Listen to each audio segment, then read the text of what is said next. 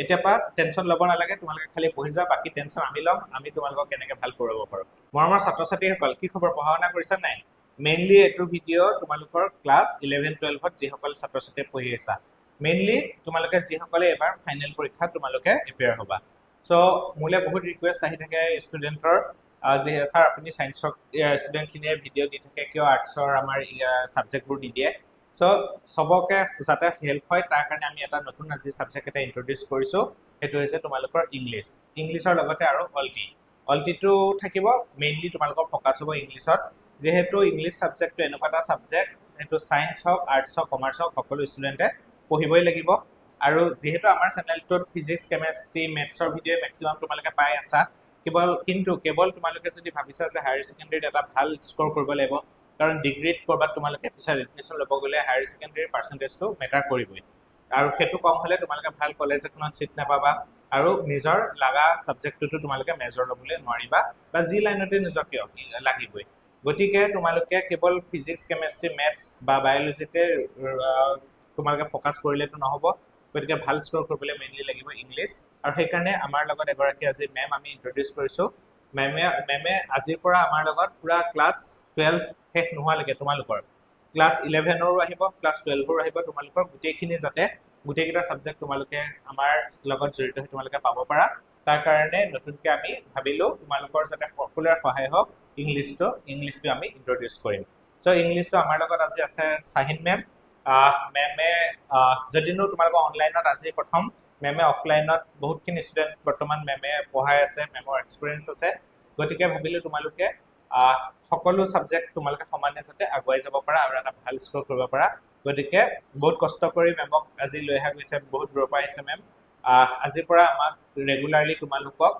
Regularly বুলি নকওঁ, সপ্তাহটোত এটা বা দুটা ভিডিঅ' তোমালোকে ইংলিছৰ পাই থাকিবা। তোমালোকৰ গোটেইখিনি কভাৰ কেনেকৈ কৰিব সেই বিষয়ে আমাক চাহিন মেমে জনাব। অলপ মেমে প্ৰথম তোমালোকক এটা ইন্ট্ৰডাকশ্যন দিব, ক'ৰ ঘৰ মেমৰ কি কথা গোটেইখিনি ক'ব। নমস্কাৰ ষ্টুডেণ্টছ, মই হৈছোঁ শ্বাহিন খান। মোৰ একচুৱেল ঘৰ হৈছে ডিব্ৰুগড়। ছাৰে অলমষ্ট আধাকে ইন্ট্ৰডাকশ্যনটো দিয়ে দিলে।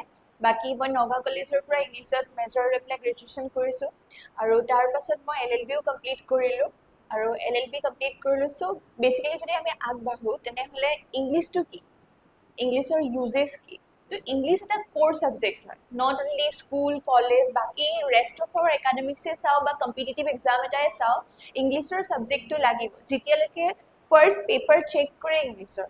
বিকজ ইংলিছত যদি তুমি মাৰ্কছ পোৱা নাই, ডেট মিনছ বাকী ছাবজেক্টবোৰতো তোমাক অলমষ্ট ফেইল কৰি দিয়া যায়।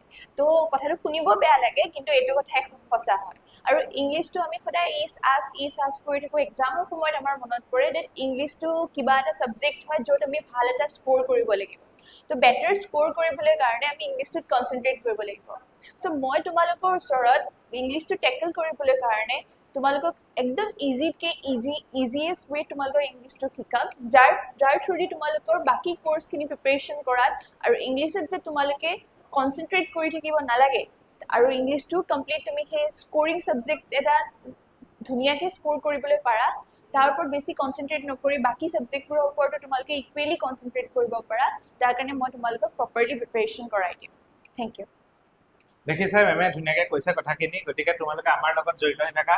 এতিয়া চোৱা, কোনোবা এজন ষ্টুডেণ্টে ছাপ'জ ফিজিক্সত বা কেমেষ্ট্ৰিত 80 পালা, তোমালোকে 3টা ছাবজেক্টত ছাপ'জ 80 পালা, হায়াৰ ছেকেণ্ডেৰীত 5টা ছাবজেক্ট লাগে আৰু ক'ৰ ছাবজেক্ট ইংলিছ লাগিবই।